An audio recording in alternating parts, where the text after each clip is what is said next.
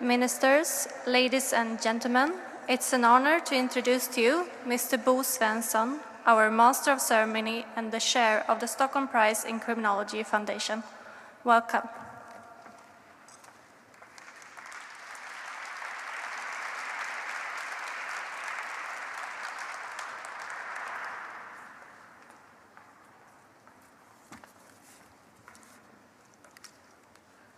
Ministers, Excellencies, ladies and gentlemen, welcome to the award ceremony of the Stockholm Prize in Criminology 2015. Stockholm Prize in Criminology was presented for the first time in June 2006. Initially, the prize was financed through yearly private donations. However, in order to secure its long-term financial viability, the Ministry of Justice and the Torsten Söderberg Foundation have jointly founded a permanent independent organization, the Stockholm Prize in Criminology Foundation. A major official grant was approved by the Swedish Parliament in December 2011. The Torsten Söderberg Foundation, with the support of the Ragnar Söderberg Foundation, has generously provided the matching funds. The Jerry Lee Foundation, original donator to the Stockholm Criminology Prize, as well as the Tokyo-based Hitachi Mirai Foundation, supports the prize as co-founders to the Stockholm Prize in Criminology Foundation. As a result, the economy of the foundation is good. I would like to honor this. I would like to take this moment to honor and remember the former State Secretary, Mr. Magnus Graner, who sadly passed away last year. Magnus was deeply involved in establishing the foundation for this prize. His hard work is one of the reasons why we are here today, and it was a privilege to work with him. Responsible for this year's prize ceremony in the Council for Crime Prevention is the Council for Crime Prevention in cooperation with the Stockholm University and the Stockholm Prize in Criminology Foundation. I would like to thank them all who have worked hard to make this an evening to remember. We are here first and foremost to congratulate the prize winners of 2015, Ronald Clark and Patricia Mayu. Working together in the early 1970s, Ronald and Patricia published a series of studies that demonstrated the importance of physical and spatial design in preventing crime. The works of Ronald and Patricia has provided inspiration to the rapid growth of industrial and police applications of what become known as situational crime prevention. The widespread application of the framework has been credited with a large part of the North Atlantic crime drop, including massive reductions in burglary, auto theft, and even violent robberies of mobile telephones. Rarely has so much direct application of criminological research occurred so quickly and with so much apparent benefit in crime reduction. So far, the introduction. By tradition, the prize ceremony is held in the City Hall of Stockholm, and I am very glad for that. The City Hall is a beautiful building and gives a special quality to the prize ceremony. I now give the floor to Eva-Louise Erlandsson-Slorach, President of Stockholm City Council, to say a few words on behalf of Stockholm City, owner of the City Hall, please.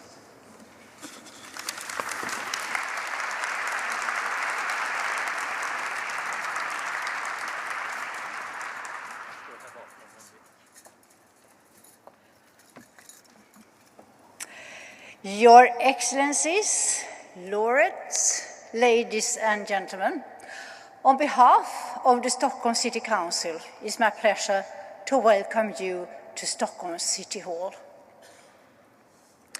I will begin to tell you something about this beautiful building. I know that some of you have been here before, but many of you has not.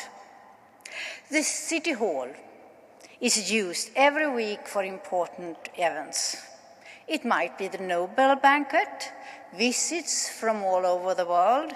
Last week, for example, we have the President of India here and the President of Tanzania that visited us. 4 days ago, we celebrated National Day, and 1,200 new citizens were welcomed in this very room. And today, we have the honor to host the Stockholm Prize in Criminology. The City Hall is a center of Stockholm administration.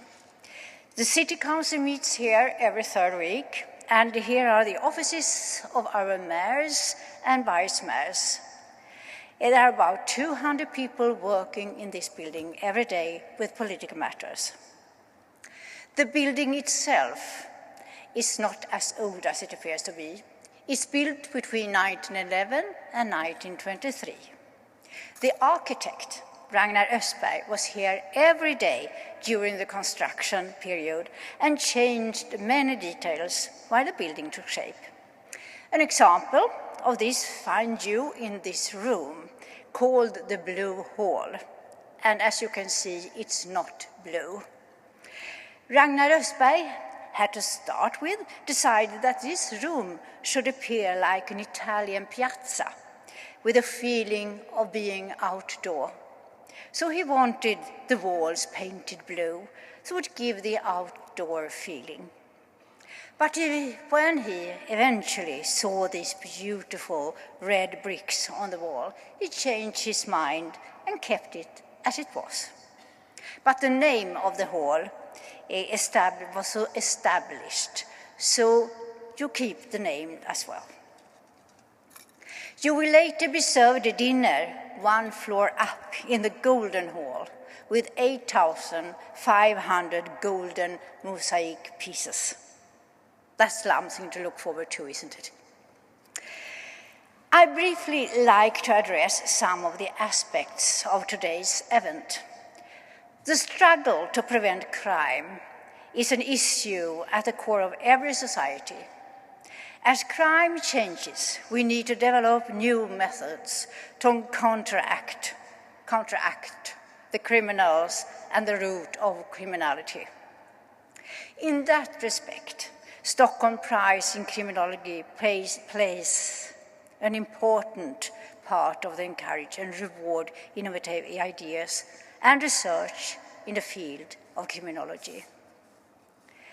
One worrying trend we've noticed in Europe over the last few years is the radicalization of the extreme political movements from different ideologies.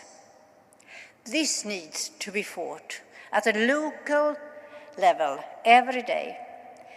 Municipalities such as Stockholm have an obligation to counteract violent extremists and radicalization as it arises. We know that we have this responsibility, and we are always looking for efficient method to achieve this goal.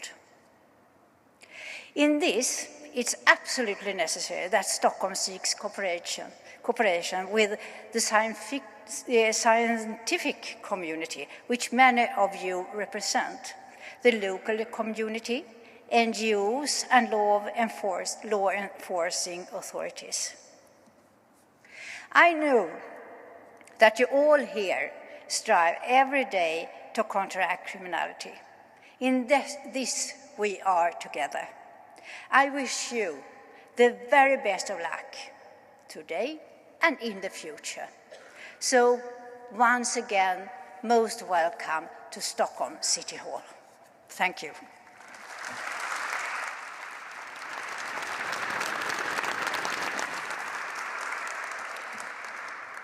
Thank you, President, for this nice presentation of the building and the program the city has for crime prevention. I will now turn to our Minister for Justice, Morgan Johansson. Morgan Johansson is a member of our Parliament since 1998 and has, in his capacity, paid particular attention to questions related to crime and crime control. He chaired the board of the Swedish National Institute for Crime Prevention and Control in 1999 to 2002. 1992 and was at the same time member of the Parliamentary Committee for Justice. In 2010-2014, he chaired this Parliamentary Committee for Justice. In short, Morgan Johansson is a veteran in the field of crime prevention and control. Those of you who have heard Morgan Johansson speak at the Stockholm Criminology Symposium know that he is a person who is eager to ensure effectiveness in the fight against crime. He wants crime prevention and control to be based on evidence of what works and what does not, and he thinks it's extremely important to constantly search for new evidence in the field. Minister, the floor is yours.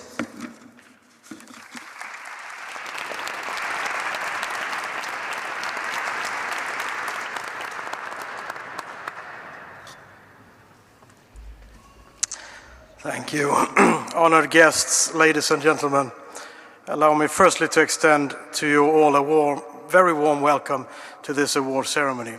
And thank you, Bo, for the fine words that you said earlier. It almost made me blush. For the 10th consecutive year, researchers and practitioners in the field of criminology have gathered to exchange experiences here in Stockholm. If we look back at developments since the first symposium in 2006, we see that a great deal has happened. Technological innovation and globalization have come to impact people's lives even more, and hence also crime and law enforcement. These developments are in many ways positive, but there are negative aspects as well. Cybercrime and internet fraud, for example, are increasing rapidly all around the world.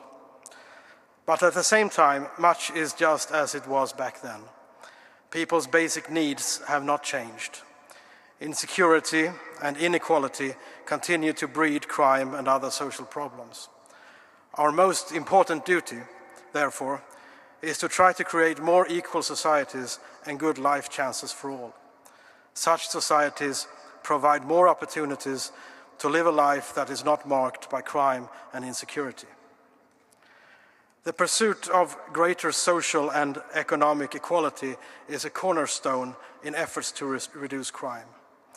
Our common goal must be to offer every individual equal opportunity to grow and develop. But that is not enough.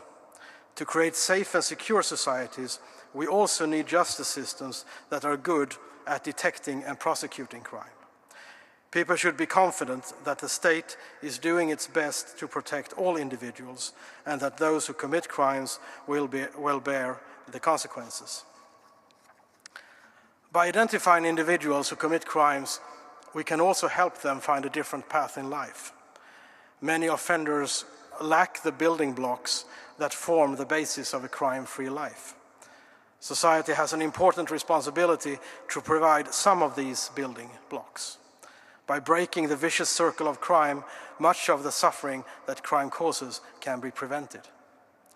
But even if we fight hard to improve people's chances and living conditions, it is unlikely that we will succeed in creating crime-free societies.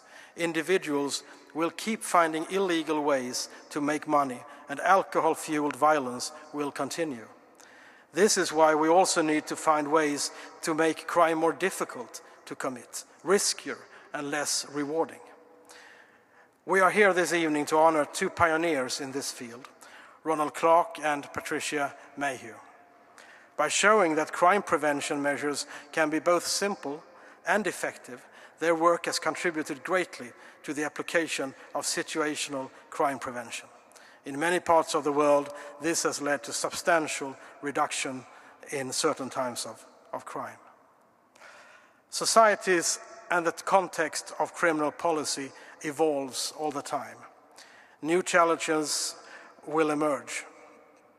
But thanks to dedicated individuals such as Ronald Clark and Patricia Mayu, we will also gain more knowledge about crime and how we can best prevent it. Contributions like those you have made mean that we can constantly improve our efforts to create safer and more secure societies. Your work is therefore an inspiration to us all. It gives me great pleasure to extend my warmest congratulations to Ronald Clark and Patricia Mayhew, and to wish you every success and happiness in your future endeavors. I hope you and all our guests have a truly wonderful evening. Thank you.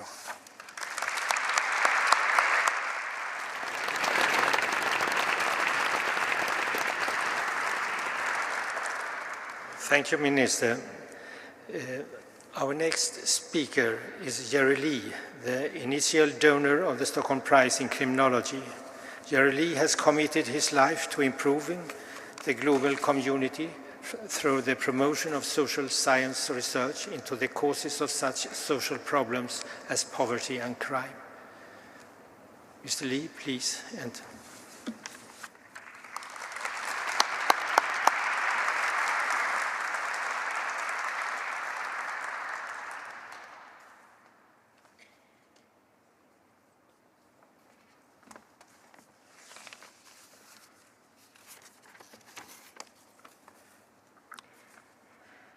Ministers, Excellencies, ladies and gentlemen, it's good to be here. What we do here tonight is a proud moment for democracy. In the 15 years since the idea of the Stockholm Prize was first discussed with the Swedish Minister of Justice, 3 different governments have held office. One government decided to launch the prize. The next government decided to maintain the prize and then to make possible a permanent endowment by responding to the visionary challenge of the Söderberg Foundation.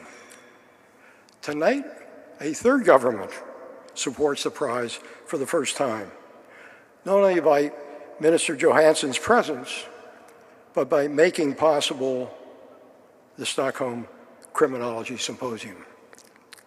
Truly, Sweden is an outstanding example to the world on how good policies can be sustained in a nonpartisan spirit by a democratic system and culture. So as we honor major contributors to criminology by two great criminologists, let us also honor the Swedish people who have made the Stockholm Prize possible for 10 years and many years to come. The achievements that we honor here tonight are richly deserving of the recognition provided by the Stockholm Prize. Of all the methods of preventing crime, few, if any, have reduced human suffering more than situational prevention. As a theoretical perspective, it has generated a wide range of innovations and security products. As a policy initiative, situational crime prevention has inspired a wide range of applications across a range of government agencies. As a field of research, it has been the engine of a steady stream of new discoveries for over 50 years. The criminology we celebrate tonight has given us not only a major advancement in knowledge, but what also we celebrate is the application of those contributions to criminology in many ways in many countries. We celebrate 2 scientists who put research in the hands of practitioners. We celebrate the great success story of a translation of research and the policy recommendations, which then led to a major reductions in crime. The independent prize jury's recognition of the success of Patricia Mayhew and Ronald Clark draws attention to the enormous potential of criminology itself. Their work should make us all more hopeful about the contributions of knowledge to building a safer society. Thank you.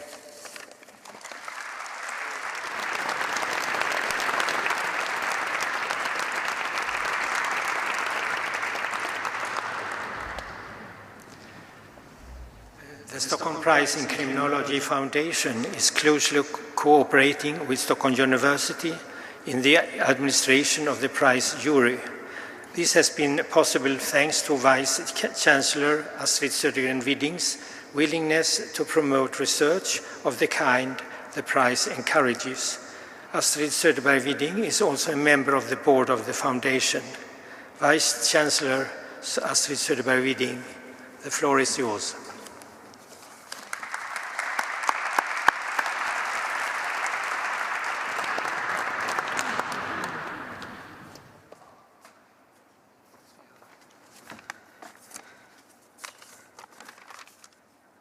Ministers, Excellencies, prize winners, distinguished guests. It is a great honor for me as Vice-Chancellor of Stockholm University to represent the university ex officio in the steering committee for the Stockholm Prize in Criminology, and thus to be present here today as the prize is awarded to Ronald Clark, Professor and former Dean at the School of Criminal Justice at Rutgers University, and to Patricia Mayu, Officer of the Order of the British Empire, for her services as criminological consultant. Both award winners have indeed been pioneering in situational crime prevention. Their work has helped reshaping crime prevention strategies worldwide to focus on changing the characteristics of the situations in which crimes repeatedly occur. Stockholm University is proud to take part in administering and presenting this important award. We are extremely grateful to the Ministry of Justice, under the aegis of which the Prize Foundation was instituted and has been maintained.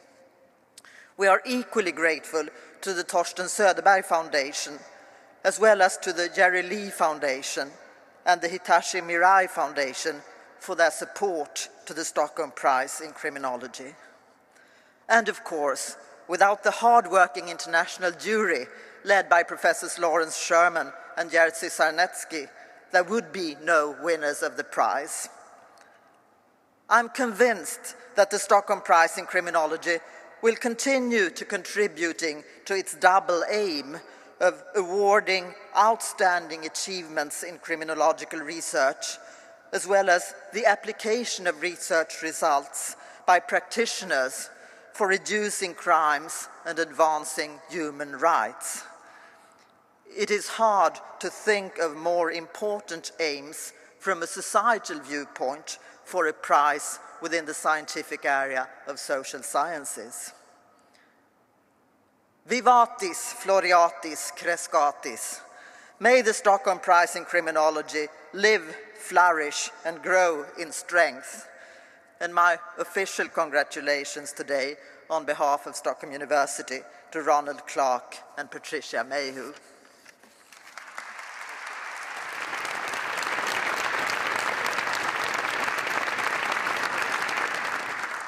Thank you, Vice Chancellor.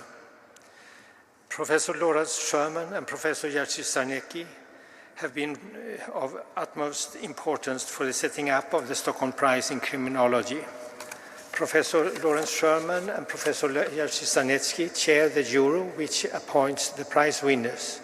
I invite Professor Sherman to enter the scene and give us the jury motivation for this year's prize winner. The floor is yours.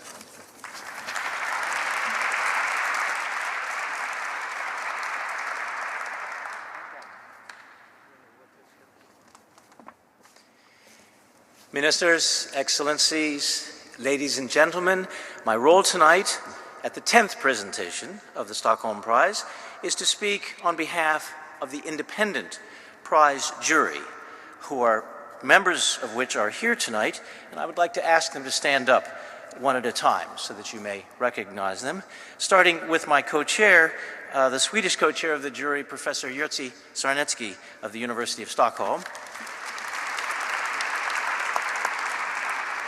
Professor Lolita Aniar de Castro of the University of Julia, Venezuela, Dr. Britte Kushgard, Director of Research at the Danish Ministry of Justice, Professor Friedrich Lösel, Professor Emeritus at the Universities of Erlangen in Germany and Cambridge in the UK.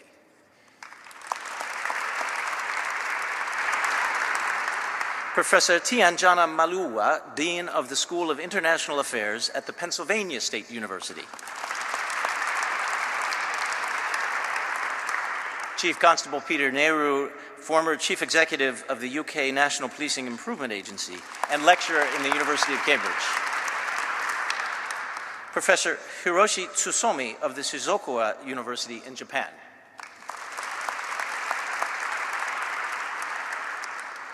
Professor David Weisberg, the Walter Meyer Professor at the Hebrew University of Jerusalem and Distinguished Professor at the George Mason University in the USA. I would also like to remember Magnus Graner, the State Secretary of Justice, who has recently departed from us, but who left behind such a magnificent achievement in arranging for the contributions of the Swedish people to the permanent endowment of the prize, as you've heard this evening. But I would also like to recognize the presence with us of the State Secretary who led to the founding of the prize in 2005-06, who is with us tonight and in his new role as the Chief Commissioner of the Swedish National Police.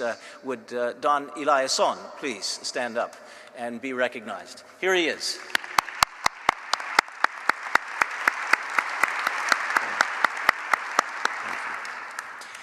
In the long history of the Enlightenment, the explanation of crime has generally blamed the defects of individual offenders. Yet since the first city walls were built to lock out bandits, the solutions to crime have often focused on restricting opportunities to commit crime. One American estimate of the percentage of the gross domestic product spent on crime prevention and justice is fully 10% of the GDP, more than the UK spends on its National Health Service. It is clear that much of that money in the US is spent on situational crime prevention, and that perhaps quite sadly, only a small portion of it is spent on managing individual offenders. It is also clear that a growing proportion of GDP is now spent by corporations and individuals on their own private situational crime prevention. And as the jury considered the evidence of massive crime drops across the North Atlantic over the past 2 decades, we accept the growing evidence that explains this crime drop by reference in substantial part to situational crime prevention. As one of the most impressive achievements in the history of applied criminology, we decided to honor its 2 most influential early advocates of policies that target opportunities. What was original about their work was not just the idea of opportunities causing crime. What was original and so important about their work was the systematic application of analysis to the unique opportunity structure of each different kind of offense. Like the wide varieties of cancers and viruses, the varieties of crime keep changing and growing day by day with every change in technology and human movement over time and space. Fighting crime in conditions of increasing complexity requires an equally complex response, just as we see the medical developments around specific genes and even epigenetics. Long before the genome was mapped, Ronald Clark and Patricia Mayhew and their colleagues began mapping what we might call the crime-nome, the vastly different ways in which different crimes are committed. Long before the internet was even imagined, they were studying different ways in which banks were robbed, motorcycles were stolen, and passengers on trams avoided paying for their fare. While other criminologists soared above this complexity in flights of often untestable theories, Clarke and Mayhew dug deeply into its ground.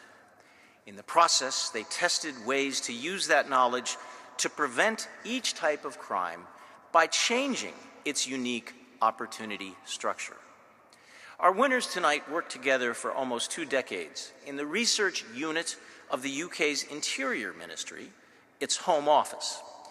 As the first author of the first paper in this research collaboration, the paper called Crime as Opportunity, Patricia Mayhew has provided both scientific and policy clarity to many of the field tests of their theory.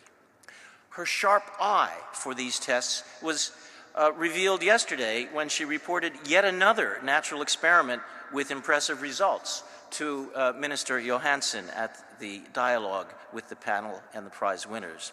As co-author with Ronald Clark of the famous case study of the drop in British suicide with the detoxification of the gas supplied to home kitchen ovens, she struck a major blow against the claim that situational change will only be negated by displacement to other ways of accomplishing the same harm.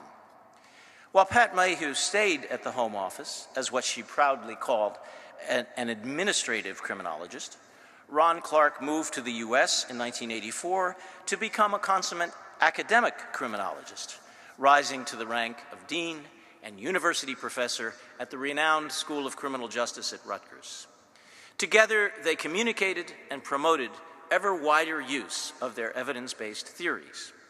Clark's influential text on situational crime prevention and his catalog of some 100 successes of this approach has attracted a new generation of scholars who take opportunities seriously and make serious efforts to restrict them.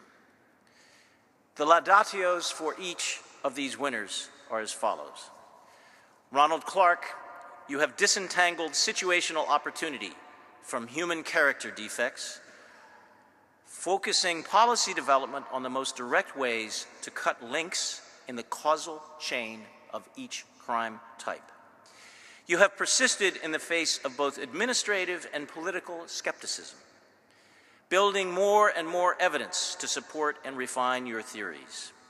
You are an example for both theorists and policymakers around the world, seeking more humane ways to reduce the inhumanity of crime. Patricia Mayhew, your research has provided compelling evidence of the large impact that small changes can make in the situational opportunity structures of crime. Your wide scanning of the environment for natural experiments and unintended benefits of environmental changes has stirred the imagination of criminologists around the globe and influenced security practices without practitioners even knowing how they learned the strategies you tested. You are indeed a quintessential administrative criminologist and a great credit to the worthy endeavors of that field. On behalf of the independent jury, I offer my thanks to both of you for your commitment to criminology and your success in getting others to use research to prevent millions of crimes. Thank you very much.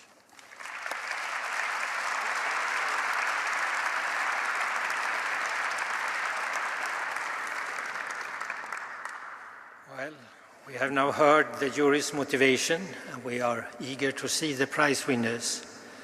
May I ask Ron Clark and Patricia Mayu, will you please enter the stage?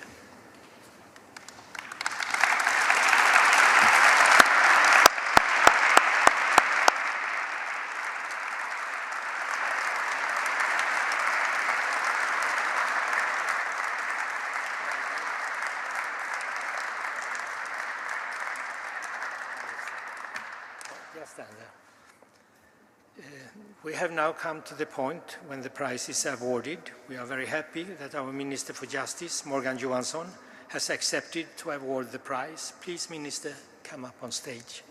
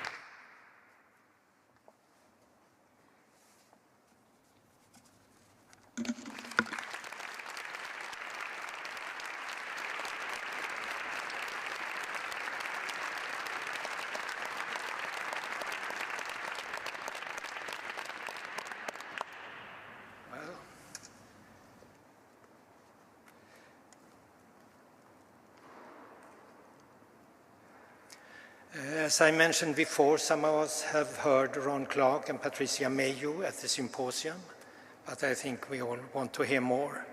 I want you, Ron and Patricia, to share with us your visions, and I give Ron Clark the floor, please.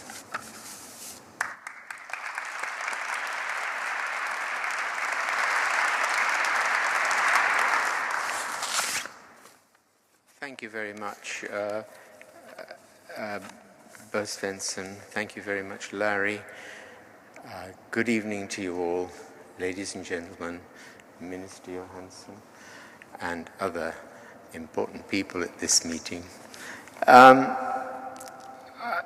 will try to say the Swedish names properly, but please excuse me if I don't get them right. Minister Johansson, Minister Anders Ygeman, State Secretary Espark, City Council President Lansen Sturek, Vice Chancellor Soderberg Widing, Director Eric Wenström, and Bo Svensson, who, by the way, Pat Mayhew and I knew very well when he was head of the Swedish National Council for Crime Prevention in the 1980s. And, of course, Larry Sherman. Thank you all. It's a great honor to share the Stockholm Prize with Pat Mayhew. I should thank all those involved in establishing and funding the prize: Larry Sherman, the initiator, Jerry Lee, of course, the Torsten Soderberg Foundation, the Hitachi Mirai Foundation, the Swedish government, and others. I should also like to thank the prize jury and joint chairs, Professor Larry Sherman and Jesse Sarnecki, for the undoubtedly arduous work that they undertook. When laboring away on situational crime prevention with other colleagues in the small back rooms of the Home Office, Pat and I had absolutely no idea that one day we would be celebrating that work in this place. At the time, we mostly experienced skepticism from all sides about the role of opportunity in crime. And it has taken a great deal of careful work for more than 40 years to establish beyond doubt that situational crime prevention can be a very effective way of reducing crime. Most of this work was undertaken not by Patton and by me, but by many talented environmental criminologists who often had to endure their own share of skepticism. Indeed, Marcus Felsen, Pat, and Paul Brantingham, and others established a support group to counter this skepticism in the form of an annual symposium in environmental criminology and crime analysis, or ECCA as it was called. It is great to see that so many ECCA members, too many to mention, are here today. But I personally remember with great affection all those with whom I've worked closely in a long career.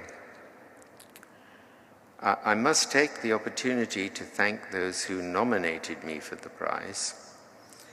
Jan van Dijk, a former prize winner himself, Mike Huff, and Graham Newman. And it would be very remiss if I failed to thank Mangai Natarajan, whose idea it was to nominate me and who worked hard for so many weeks to keep the nomination on track. Lastly, I want to thank my wonderful wife of nearly 50 years, Sheila, my children, Henry, George, and Marianne, their super spouses, and my 7 gorgeous grandchildren, all of whom are sharing dinner with us tonight. In many ways, it can be a gloomy professional life studying crime, but my family has kept me sane, I think, and mostly cheerful. Thank you very much.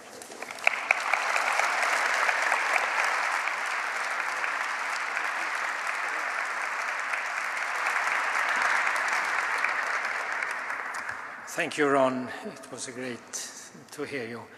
I now give the floor to Pat Mayu, please.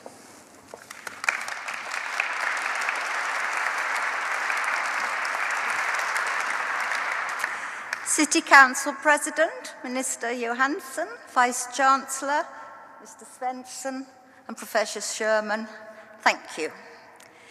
It is indeed a great honour to share this prize, this year's Stockholm Prize, with Professor Clark, my friend Ron.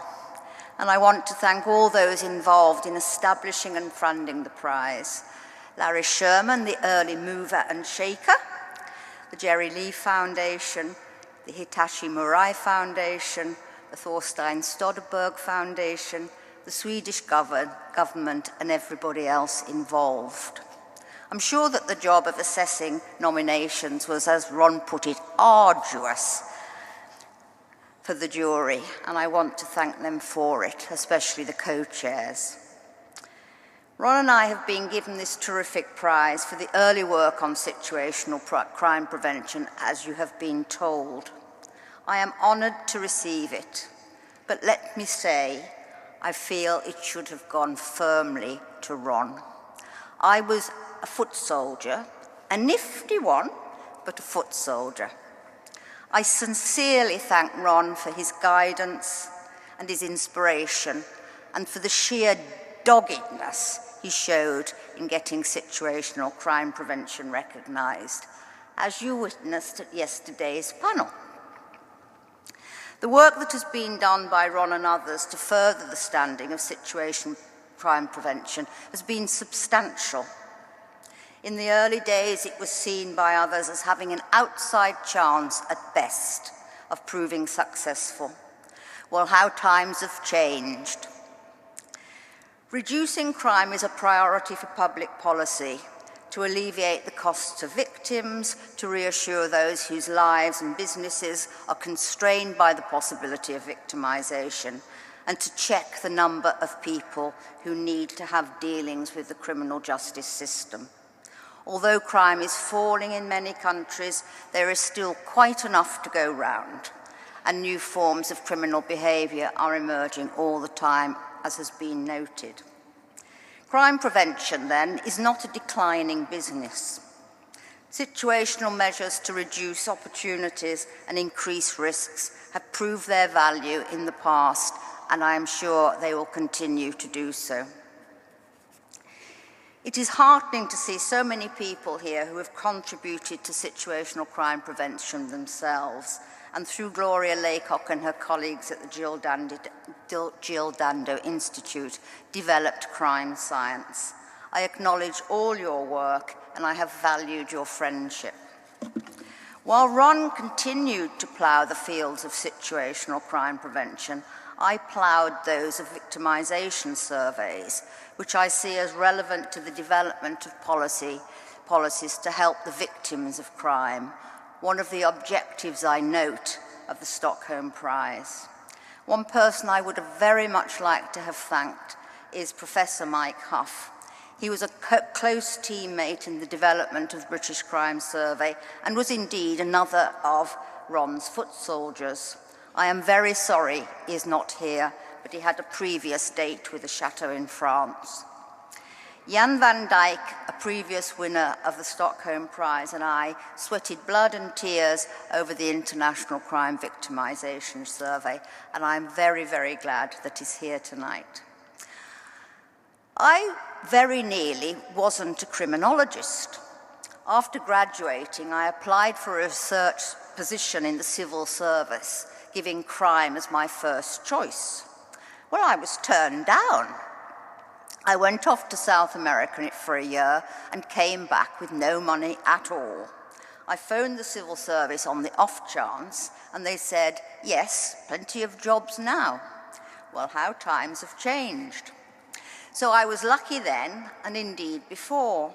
I came from a working class background, born at the very end of the war on the site of the first inner city riots of the early 1980s. But I had a charmed existence. First we had no bananas, and then we had bananas. I had pencils in my Christmas stocking, and then I had pencils with my name on them. I got to go to university without any cost to myself or my parents. I think it was called social mobility. I was lucky to get a job in criminology. I was lucky to work with Ron, and I've been lucky to work with so many other talented and so nice people. I've also been lucky to have had a very supportive family, who I would like to thank finally and wholeheartedly. The closest of them are here tonight. They were always generous about the time that my doing criminology took away from them. I hope tonight they think it was worth it. Have a very, very nice evening.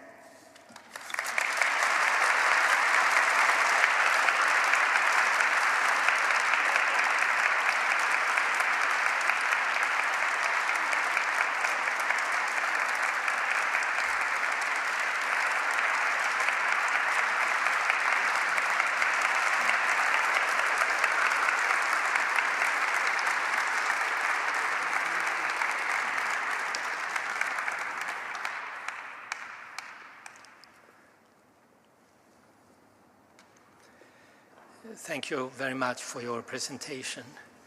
I was director of the Swedish National Council for Crime Prevention from 79 to 87.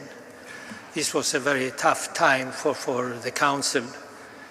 We tried to provide advice on crime prevention and control, and it should be based on evidence.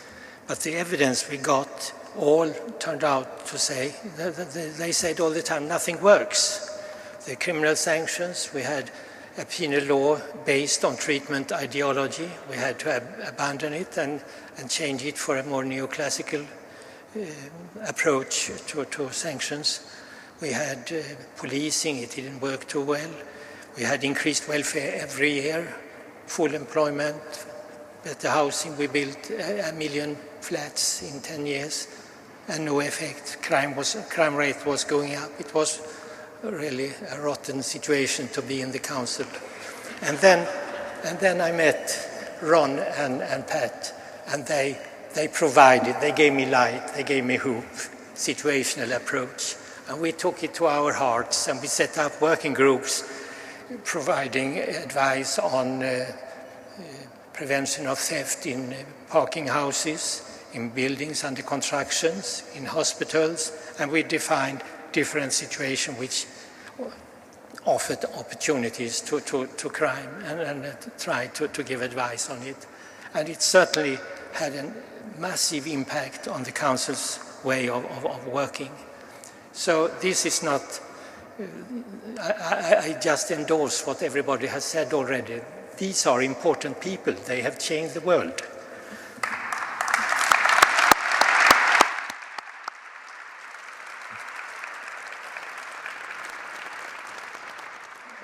So by tradition, the prize ceremony ends with a performance to the winners. We have invited Stockholm Strings to give a performance, and I would be glad to see them, and I invite them to take the floor. Stockholm Strings.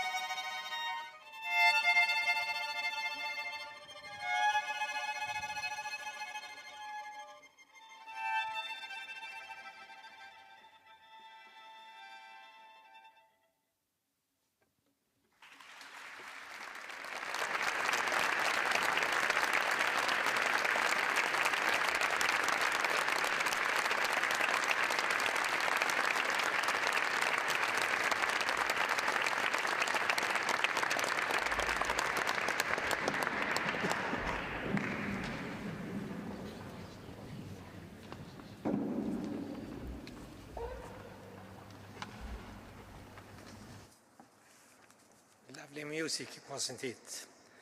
Thank you very much. They have left, but anyway. This prize award ceremony has now reached its end. There will be a photo session here in the Blue Hall with the Minister for Justice, the prize winners and some others. After the photo session, we will continue the festivities in the Golden Hall with dinner and dancing until 1 o'clock. So there will be a photo session, there will be another photo session in the end, and as soon as the first session is done, you can walk up and take your seats in the Golden Hall. Thank you very much for your patience.